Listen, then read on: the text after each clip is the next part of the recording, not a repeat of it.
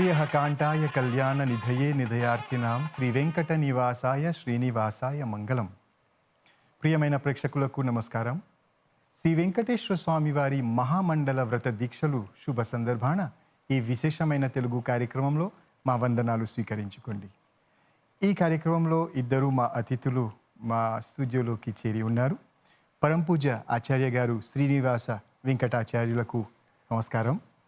ఇంకా కుమారి ఆశ్రియ గారికి నమస్కారం, వందనాలు. ఇక చాలా సంతోషం, ఈరోజు మాకు ఈ విషయం మీద చర్చించడానికి అవకాశం కలుగుతున్నది. నా తొలి ప్రశ్న నేను చెప్తాను. అంటే వెంకటేశ్వర స్వామి వారి మండల దీక్షలు, ఈ వ్రతమే యొక్క ప్రాముఖ్యత గురించి కొంతవరకు వర్ణించండి. ఒక 30-35 సంవత్సరాల క్రితం మనం జరుపుకున్న ఈ విశేషమైన పూజ వ్రతం గురించి ఇప్పుడు 2025 వరకు చేరాం. ఎన్నోసార్లు ఎన్నో సంవత్సరాలు మీరు మా భక్తుల మధ్యలో పూజలు బ్రహ్మాండకరంగానే మీరు జరుపుకున్నారు. ఈ పూజ, ఈ వ్రతం యొక్క ప్రాముఖ్యత మాకు చెప్పండి స్వామి. హరే శ్రీనివాస. కార్యక్రమాన్ని చూస్తున్నటువంటి భక్తులందరికీ కూడా కలియుగ ప్రత్యక్ష దైవం, ఆర్తితే పిలిస్తే పలికేటటువంటి దేవుడైనటువంటి శ్రీ లక్ష్మీ పద్మావతి సమేత శ్రీ వెంకటేశ్వర స్వామి వారి యొక్క ఆశీస్సులు మీకు అందరికి కూడా కలగాలని మనస్ఫూర్తిగా ఆ దేవుణ్ణి ప్రార్థిస్తూ, మనం జీవితంలో ఎన్నో ఒడిదుడుకుల్ని అనుభవిస్తూ ఉంటాం. ఆ ఒడిదుడుకుల నుంచి మనకి ఏదైతే ఆ భగవంతుడు మన నుదుట రాశాడో ఆ విధివ్రాత నుంచి, ఆ కర్మల నుంచి తప్పించుకొని ఏదైనా మన జీవితాన్ని మోక్ష ప్రాప్తి కోసం మనం పోవాలి అని అంటే కనుక తప్పనిసరిగా మనం ఆ భగవంతుడిని ప్రార్థించవలసి ఉంటుంది. అయితే ఆ భగవంతుడిని చేరుకునే ప్రయత్నాలలో ఈ వ్రతం, ఈ పూజలు కూడా ఒక భాగం వాస్తవంగా. అయితే మనం ఎందుకు ఈ వ్రతాన్ని ఆచరించాలి?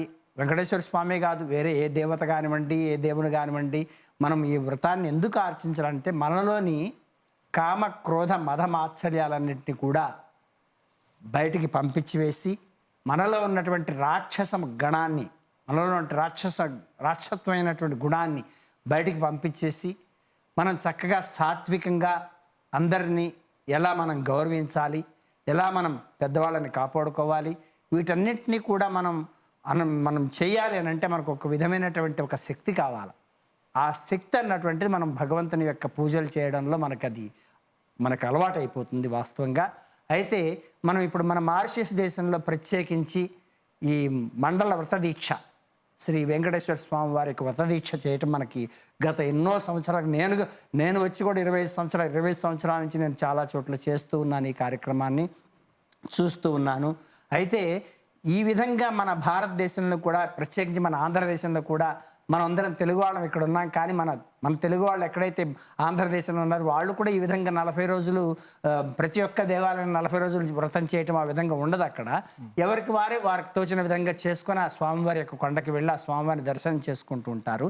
అయితే మనం ఈ వ్రత దీక్షలో పాల్గొనడం వల్ల మనకు కలిగేటటువంటి లాభం ఏంటయ్యానంటే, మనలో ఉన్నటువంటి రాక్షసగణం అంతా కూడా బయటికి వెళ్ళిపోయి ఆ స్వామివారి దయ వల్ల మనం సాత్వికమైనటువంటి విధానానికి అలవాటు పడటం జరుగుతుంది. అందువల్ల ఎందుకంటే ప్రతిరోజు మనం ఆ వ్రతంలో పాల్గొన్నప్పటి నుంచి ఏ రోజైతే మనం దీక్ష తీసుకుంటామో, ఆ దీక్ష కంకణాన్ని తీసుకొని మనం ఏ రోజైతే ఆ స్వామివారి దీక్షలో పాల్గొంటామో ఆ రోజు నుంచి ఎప్పటివరకు అయితే మనం 40 రోజులు ఆ స్వామివారిని ప్రతిరోజు కూడా నిత్యం ఉదయం సాయంకాలం ఆ స్వామివారి యొక్క సేవలో పాల్గొంటామో, ఆ స్వామివారి యొక్క నామాన్ని మనం స్మరిస్తూ ఉంటామో, అప్పుడు ఆ స్వామివారి యొక్క కృప వల్ల మనలో ఉన్నటువంటి మలినమంతా కూడా బయటకు వెళ్ళిపోతుంది. మనం ఎప్పుడైతే అది అయిపోయిందో ఆ 40 రోజుల తర్వాత మనం సాత్వికంగా మన మొహంలోని మన ముఖవర్చస్సు కూడా మారిపోతుంది వాస్తవంగా. అది మనం తప్పనిసరిగా ఆ భక్తితో, శ్రద్ధతో మనం ఎప్పుడైతే ఆ కార్యక్రమాన్ని చేస్తామో చక్కగా అప్పుడు మనకు ఆ 40 రోజులు పూర్తయిన తర్వాత మనలో ఒక రకమైనటువంటి ఒక శక్తి, ఒక మార్పు వస్తుంది. ఆ మార్పు ఎందుకంటే ఇదే మనం ఆ మోక్ష మార్గాన్ని చేరుకోవడానికి ఇది ఒక మార్గం. మనకి వ్రతాలు, పూజలు ఇవన్నీ కూడా మనకు ఒక మార్గాన్ని మనకి శాస్త్రం ద్వారా మన ఋషులు, మహర్షులు ఇవన్నీ కూడా మనకు అందించడం జరిగింది. అలాగే మన మారిషస్ దేశంలో పూజ్యులు ఎవరో అయితే, వారి పేరైతే నాకు తెలియదు కానీ ఎవరైతే ఈ కార్యక్రమాన్ని ఇక్కడ ఆరంభించారో వారు కూడా, మనం అందరం ఈ కార్యక్రమాన్ని చేపట్టి వారికి కూడా మంచి జరుగుతుంది. వాళ్ళ ఆయన మోక్ష ప్రాప్తి తప్పనిసరిగా వారికి మోక్ష ప్రాప్తి కలుగుతుంది. తప్పనిసరిగా. కుమారి అశ్రియ గారు, అవునండి. ఇక్కడ మారిషస్లో చిన్నప్పటి నుంచి మీరు ఒక విధంగా స్వామి గారు ఏ విధంగా చెప్పారు, మనం జరుపుకుంటున్నాం. ఇక్కడ తిరుమల తిరుపతి దేవస్థానంలో కూడా అక్కడ జరుపుకోరు. అంటే అప్పటి నుంచి ఇప్పటిదాకా ఒక 2025 వరకు చేరాం. కొత్త విషయాలు, కొత్త జరిపే విధానాలు ఎన్నో వచ్చి ఉన్నాయి. చాలా. వాటిని చూసి ఏం చెప్పవచ్చు? మారిషస్ దేశంలో తెలుగు వాళ్ళు మన భాష సంస్కృతిని కాపాడటానికి చాలా ప్రయత్నం చేస్తున్నారని నేను చెప్పవచ్చు ఇవన్నీ చూస్తుంటే. ఎందుకంటే మీరు చెప్పినట్టుగా నేను కూడా చిన్నప్పటి నుంచి చూస్తూ ఉన్నా. నా చిన్నతనంలో గుడికి వెళ్ళినప్పుడు స్వామివారి వ్రత దీక్ష కోసం కేవలం 40 రోజులు మందిరానికి వెళ్ళడం, పూజ చేస్తాం, స్వామివారి కీర్తనలు పాడతాం. అది కూడా చాలా చిన్న చిన్న కీర్తనలు, సులభమైన కీర్తనలు. కొన్ని కీర్తనలు మన లోకల్ ఆర్టిస్ట్, స్థానిక కళాకారులు రచించారు. అవి కూడా పాడుతూనే ఉన్నాం, ఇప్పటి వరకు పాడతాం. కానీ అప్పుడు ఇంతే, 40 రోజుల దీక్ష, గుడికెళ్ళి దీక్ష కంకణం కడతాం, పూజ కీర్తనలు ఇంతే. కానీ ఇప్పుడు ఐ థింక్ బహుశా ఈ గత దశాబ్దంలో చాలా మార్పులు వచ్చాయి మన స్వామివారి పూజలో. అసలు ఇప్పుడు ఇది కేవలం ఒక పూజ అని నేను చెప్పను.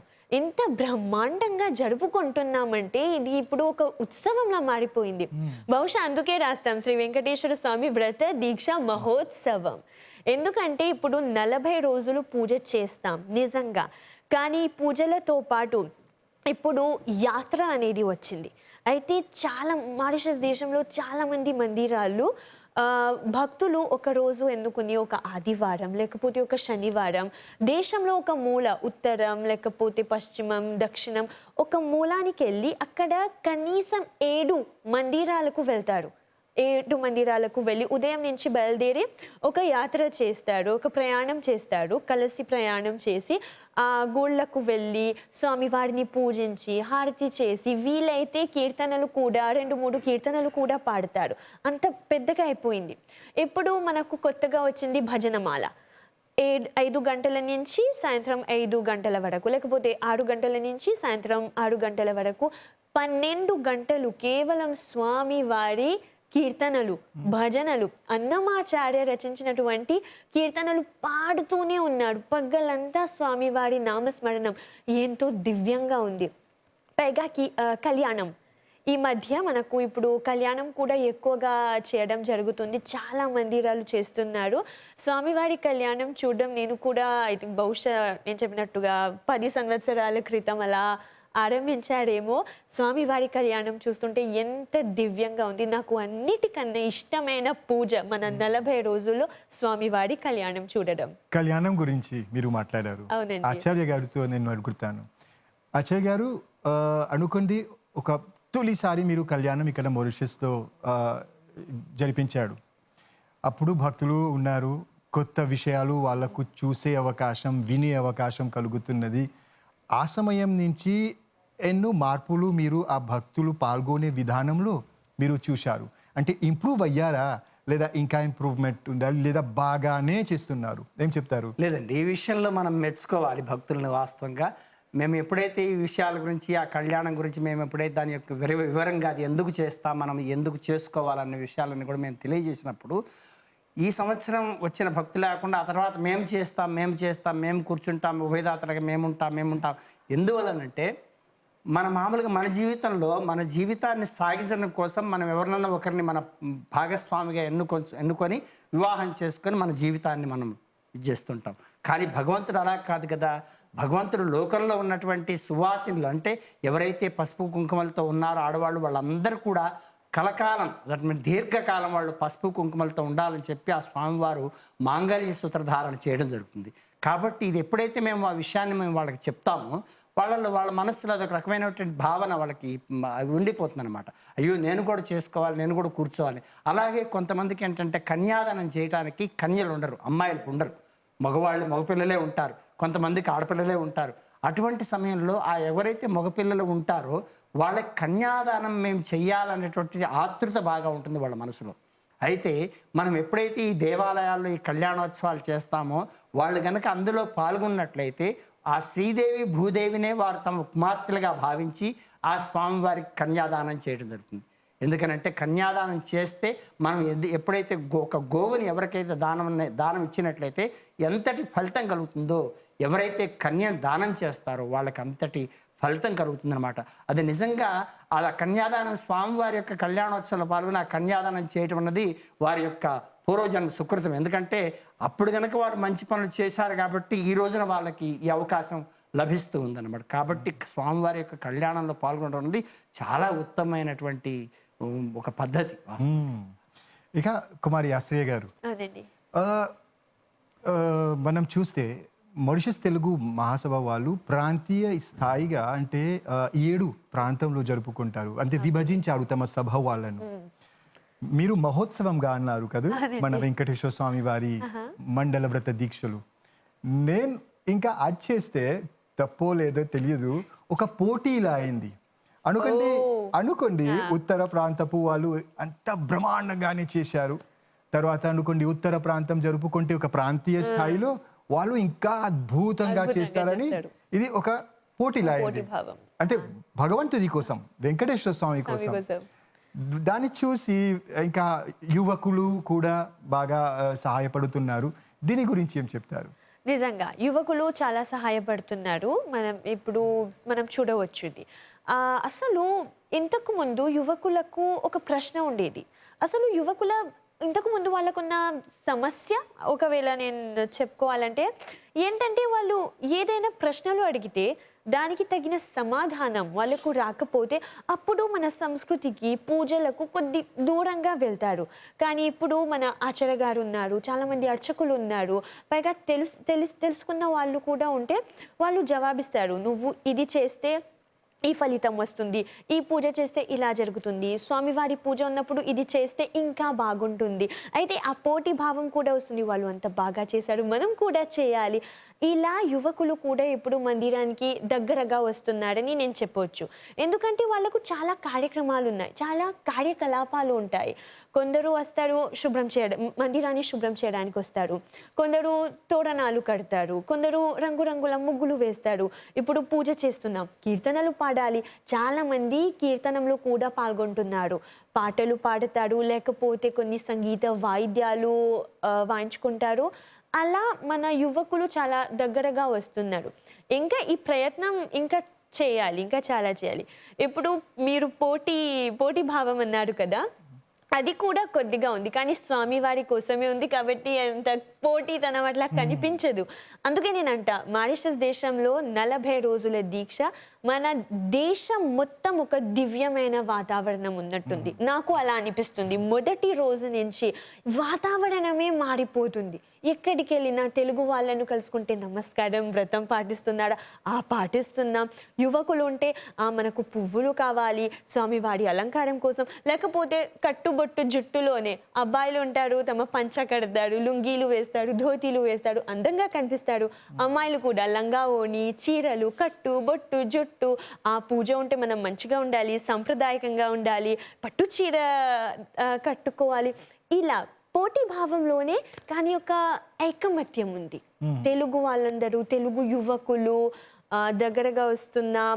ఒకరిని చూస్తున్నప్పుడు చేతిలో ఆ కంకణం ఉంటుంది, ఓకే వ్రతం పాటిస్తున్నావు, సరే మందిరానికి వెళ్తున్నావా. ఇలాంటి రోజువారీ సంభాషణ చాలా భాష పట్ల, మన సంస్కృతి పట్ల ఉంటుంది. అయితే చాలా బాగుంది నిజంగా, యువకులు దగ్గరకు వస్తున్నారు.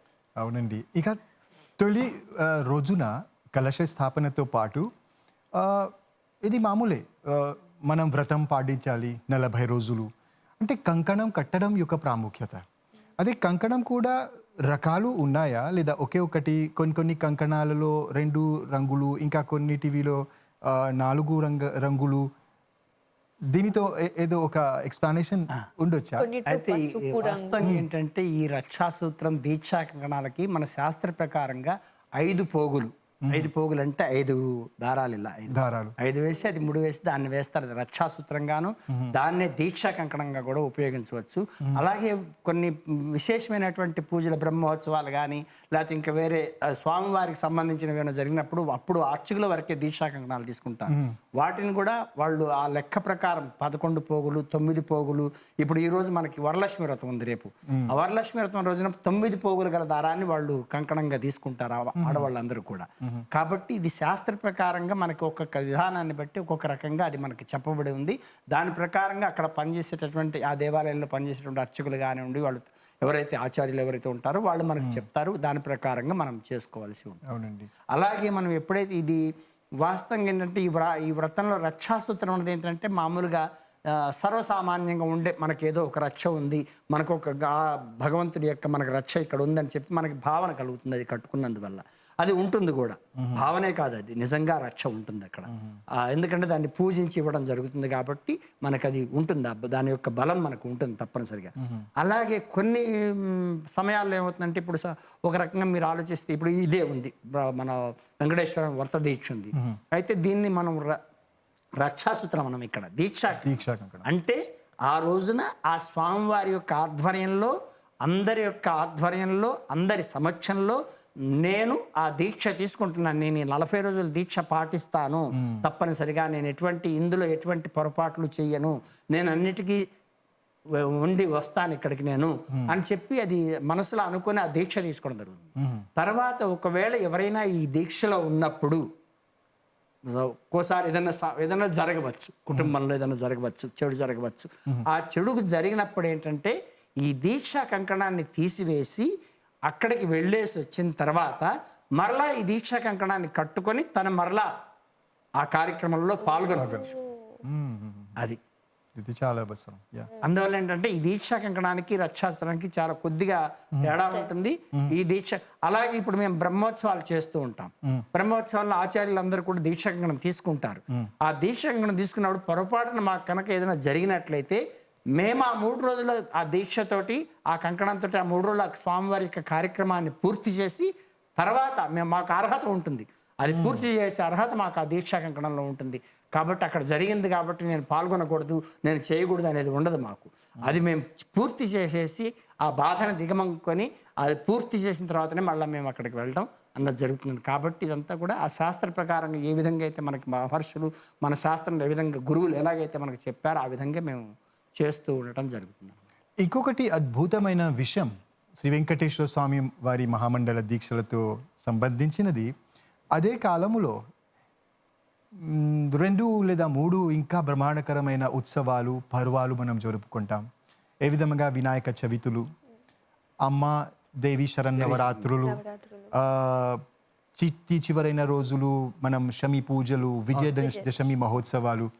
ఇది ఒక ప్యాకేజ్గా మనం చెప్పవచ్చు, కలిసిగా వచ్చి ఇంకా మాకు ఆ దేవుడు అమ్మవారు మాకు ఇంకా ఆశీస్సులు వర్షిస్తున్నారు. అవునవును.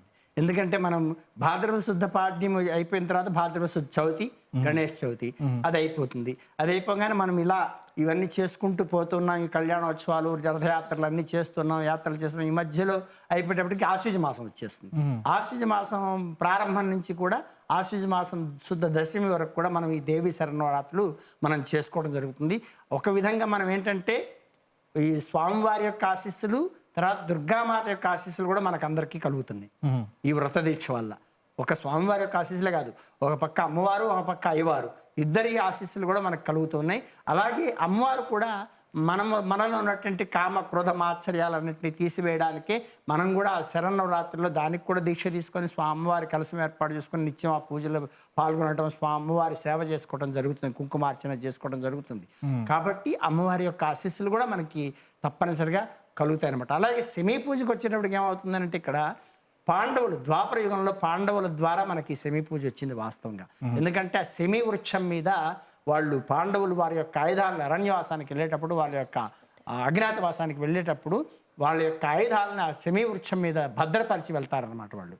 అయితే ఉత్తర గోగ్రహణం జరిగేటప్పుడు అర్జునుడికి అప్పటికి ఆ అజ్ఞాతవాస దీక్ష అయిపోతుంది, వాళ్ళకి అయిపోతుంది కాబట్టి వాళ్ళు యుద్ధానికి వెళ్ళాలి కాబట్టి అర్జునుడు పాండవులు అందరూ కూడా అక్కడికి వచ్చి ఆ శమీ వృక్షానికి మహాలక్ష్మీదేవిగా ఆ దేవిని పూజించి, దుర్గామాతగా దేవిని పూజించి ఆ శమీ వృక్షాన్ని పూజించి తర్వాత వారి యొక్క ఆయుధాలన్నీ కూడా తీసుకొని వాళ్ళు యుద్ధానికి వెళ్తారు. ఆ యుద్ధంలో వాళ్ళు విజయాన్ని సాధిస్తారు. అందువల్ల ఏంటంటే విజయదశమి, ఆ పేరు అందువల్లనే మనకి విజయదశమి అంటారు ఆ రోజున. కాబట్టి ఆ రోజున శమీ వృక్షానికి కనుక మనం పూజ చేసినట్లయితే మనకి ఎంతో విలువైనటువంటి ఫలితం మనకు కలుగుతుందన్నమాట. అది కూడా మనం ఈ దీక్షలో, ఈ వ్రత దీక్షలు 40 రోజులు వ్రత దీక్షలు చేసుకోవటం నిజంగా మన యొక్క పూర్వజన్మ సుకృతం అనే చెప్పుకోవాలి. ఇది నిజమే. ఇక కుమారి అశ్రయ గారు, ముఖ్యం ఈ మహామండల వ్రత దీక్షలో ఆధ్యాత్మిక విషయం ఇది అతి ముఖ్యం. అవునండి. దానితో పాటు అంటే భాషాపరంగా, సంస్కృతి, ఆధ్యాత్మిక విషయాల పరంగా ఏ విషయాలు కొత్తగా మనం నేర్చుకోవచ్చు? భక్తులు, యువకులు అందరూ, భక్తులందరూ అనుకోండి, కీర్తనలు వినేటప్పుడు, శ్లోకాలు లేదా అర్చకుల ఆచార్యుల సందేశాలు వినేటప్పుడు భాష కూడా నేర్చుకునే యొక్క సదవకాశం మాకు కలుగుతుంది. ఇది ఎంతవరకు నిజం? కొంతవరకు నిజం. ఎందుకంటే ఇప్పుడు చూడండి, స్వామివారు అక్కడ తిరుపతి తిరుమలలో ఉన్నారు, ఆంధ్రప్రదేశ్లో ఉన్నారు, అయితే తెలుగు వాళ్ళ రాష్ట్రం అన్నమాట. అయితే మారిషస్ దేశంలో కూడా మనం ఈ పూజ ఎందుకంటే అక్కడ 40 రోజుల ఈ మండల దీక్ష ఉండదు కదా, ఇక్కడ మండల దీక్ష ఉంది. అయితే మన అర్చకులు కూడా గుడికి వచ్చినప్పుడు, నేను స్థానిక అర్చకుల గురించి మాట్లాడుతున్నాను, గుడికి వచ్చినప్పుడు పూజలు చేస్తారు, కానీ మన భాష కొద్దిగా నేర్చుకుంటే అప్పుడు ప్రవచనం ఇస్తున్నప్పుడు కూడా కొద్దిగా తెలుగులో మాట్లాడితే బాగుంటుంది. ఎందుకంటే ఇప్పుడు ఒక గుడి ఉన్నప్పుడు అర్చకులు ఉంటారు కదా, ఆయన మాకు మార్గదర్శకులు, రోల్ మోడల్ అన్నమాట. ఆయన కొన్ని పదాలు తెలుగులో చెప్తే అప్పుడు భక్తులు కూడా నేర్చుకుంటారు. ఇప్పుడు నమస్కారం చూడండి, అందరూ చెప్తారు హరే శ్రీనివాస అన్నప్పుడు కూడా మందిరంలో అందరూ జవాబిస్తారు హరే శ్రీనివాస. అయితే కొద్దిగా వింటూ వాళ్ళకు వచ్చింది. ఇది చాలా అవసరం. ఇప్పుడు ఆధ్యాత్మికంగా మాట్లాడాలంటే నేను అనుకుంటాను, ప్రతిరోజు మనం ప్రవర్తించే విధానం వేరు. ఈ 40 రోజుల దీక్షలో 40 రోజుల దీక్ష మాత్రమే కాకుండా ఒకసారి దీక్ష కంకణం కట్టామంటే, దీక్ష పాటిస్తున్నామంటే మన ప్రవర్తించే విధానం కొద్దిగా భిన్నంగా ఉండాలి, రోజులకు కొద్దిగా భిన్నంగా ఉండాలి. మనం శాకాహారి భోజనం తీసుకుంటున్నాం, అది నిజమే, కానీ ప్రతిరోజు మనం ఎలా మాట్లాడతాము, మన మాటలపై మనకు కొంచెం కంట్రోల్, అదుపు ఉండాలి. మన ఆలోచన పద్ధతి కూడా. ఇప్పుడు స్వామివారి వ్రత దీక్షలో ఉంటాం. నేను ఒక చిన్న ఉదాహరణ ఇస్తా. మామూలుగా మనుషులు ఇలా ఉన్నారు, ఏదైనా చిన్నది జరిగితే మనకు చిరాకు వస్తుంది, కొద్దిగా కోపం అది చాలా ఎక్కువగా వస్తుంది.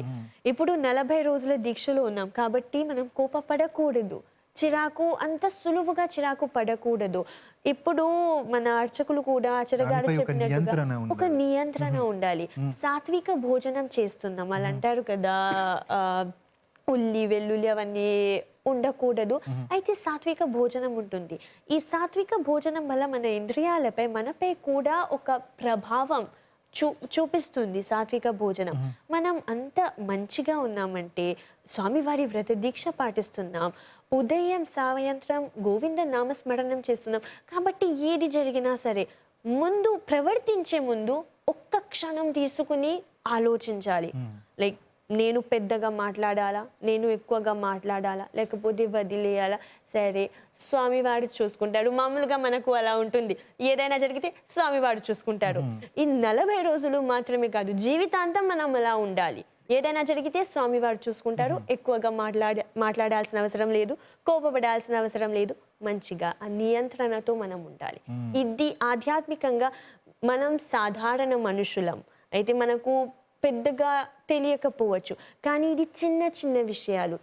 ఒక్కరోజు చేస్తే రాదు, 10 రోజులు చేస్తే రాదు, 40 రోజులు చేస్తే వస్తుంది. ఆ కోపం తగ్గించడం, అనవసరంగా మాట్లాడడం, లేకపోతే ఏదైనా సరే మంచి ప్రవర్తన, అది అలవాటుతో వస్తుంది. చిన్న విషయాలు గుడికి వచ్చినప్పుడు ప్రదక్షిణ చేయాలి, గంట కొట్టాలి, మొక్కుకోవాలి. నేనంట అసలు మందిరానికి వచ్చినప్పుడు, మనం గుడిని ప్రవేశిస్తున్నప్పుడు కూడా కొంతమంది అహంకారంతో వస్తారు. అలా ఉండకూడదు. దేవుడి ముందు అందరూ సమానంగానే ఉన్నాడు. మనమందరం భక్తులం. వచ్చినప్పుడు కూడా మంచిగా పద్ధతిగా మన తల వంచుకుని దేవుడికి నమస్కారం చేస్తూ అలా రావాలి. పెద్దవాళ్ళను కూడా చూసినప్పుడు ఇలా చేస్తూ నమస్కారం చేయాలి. స్వామివారిని కూడా ఇలా చేస్తేనే నమస్కారం చేయాలి. ఇది వస్తే దీంతో మొదలు పెట్టుకోవాలి. పిల్లలకు కూడా అలాగే బోధించాలి. మందిరానికి వచ్చినప్పుడు వంగు, నమస్కారం చేయు, చెప్పు అందరికి. చిన్న అలవాటు అదే పెద్ద అయిపోతుంది. అచ్చయ్య గారు, అంటే మీ వైపున మన నాటి కార్యక్రమం చూస్తున్న అంటే మా ప్రేక్షకులకు చిన్ని సందేశం. భగవంతుడు కరుణామూర్తి కాబట్టి అటువంటి భగవంతుడిని మనం చేరుకోవాలనంటే మన నిత్య జీవితంలో ఉన్నటువంటి ఒడిదుడుకుల నుంచి అన్నిటి నుంచి కూడా బయటపడాలి అని అంటే కనుక తప్పనిసరిగా నిత్య పూజలలో పాల్గొంటూ, పూజ అంటే వేరే పెద్ద విధంగా ఏం చేయవసరలా, కనీసం ఉదయం పూట లేవగానే స్నానం ఆచరించిన కాలకృత్యాలు తీర్చుకున్న తర్వాత స్నానం ఆచరించి కాస్త దీపారాధన చేసుకొని వారి యొక్క ఇష్టదైవాన్ని ఒక్క 2 నిమిషాలు స్మరించుకొని కనుక తమ పనులకు తమ వెళ్ళిపోయినట్లయితే కనుక ప్రతి ఒక్కరి జీవితం కూడా బాగుపడుతుంది. కాకపోతే అది ఒక్కోసారి నాకు సమయం లేదు, నేను చేయలేను, అలా ఉండకూడదనమాట. కాబట్టి దాన్ని కూడా ఒక అలవాటుగా చేసుకొని ప్రతి ఒక్కరూ కూడా మందిరానికి వెళ్ళడానికి సమయం కుదరదు కాబట్టి మన ఇంట్లోనే ఒక ఫోటోనో లేక ఏదో ఒకటి పెట్టుకొని అక్కడ స్వామివారికి దీపారాధన చేసి ఒక 2 నిమిషాలు ఆ స్వామివారిని స్మరించుకొని కనుక బయలుదేరితే మన పనులు కూడా నిర్విఘ్నంగా జరుగుతాయి. మనకంతా మన జీవితం అంతా కూడా ఒడిదుడుకులు లేకుండా సాగుతూ ఉంటుంది. కాబట్టి భక్తులందరూ కూడా ఎక్కడైతే మందిరంలో కార్యక్రమాలు జరుగుతున్నాయో, ఇదే మన తెలుగువారనే కాదు, ప్రతి ఒక్క మందిరం, మన హిందూ దేవాలయాల్లో కూడా స్వామివారి శివుడి యొక్క అభిషేకం జరుగుతుంది ప్రతి సోమవారం. అలాగే విశేష కార్యక్రమాలు చాలా అక్కడ కూడా జరుగుతాయి. అలాగే మన తమిళలో కూడా మనకి చాలా దేవాలయాలు, అమ్మవారి దేవాలయాలు ఇవన్నీ ఉన్నాయి. అన్ని చోట్ల కూడా కార్యక్రమం భగవంతుడు ఒక్కడే కాబట్టి మనం ఎక్కడికైనా వెళ్ళవచ్చు. ఇందులో మనకి ఏమంటారు దాన్ని, ఇదేం లేదు, మనకి ఎక్కడికైనా వెళ్ళి మనం ఆ భగవంతుని ప్రార్థించవచ్చు. కాబట్టి ఎవరి వీళ్ళని బట్టి వారు ఆ మందిరాల్లో జరిగినప్పుడు, ఎందుకంటే మందిరానికి ఎందుకు వెళ్ళమంటామనంటే మందిరంలో ఉన్నటువంటి ప్రశాంతత మనకు ఎక్కడ ఉండదు. ఎందుకంటే అక్కడ జరిగేటటువంటి నిత్యార్చనలు, స్వామివారికి జరిగేటువంటి మంత్రోచ్చారణతో జరిగేటటువంటి నిత్యార్చనలు, ఆ నిత్య పూజలు ఏవైతే జరుగుతూ ఉంటాయో మనకు అక్కడికి వెళ్ళంగానే ఒక విధమైనటువంటి వాతావరణం మనకు ఆల్రెడీ తెలిసిపోతుంది మనకి. కాబట్టి అటువంటి వాతావరణంలో వెళ్ళి ఆ స్వామివారి యొక్క సేవలో పాల్గొని స్వామివారికి ఏదన్నా తమకు తోచినంత వరకు తమ సహాయం ఏదైతే ఉందో అది చేయగలిగినట్లయితే మానవుడు నిజంగా ధన్యుడు. సరేనండి, మీరు ఇచ్చిన సందేశం అనే నాటి కార్యక్రమంలో పాల్గొని ఎంతో సలహాలు, ఎంతో ముఖ్యమైన సందేశాలు ఇచ్చారు.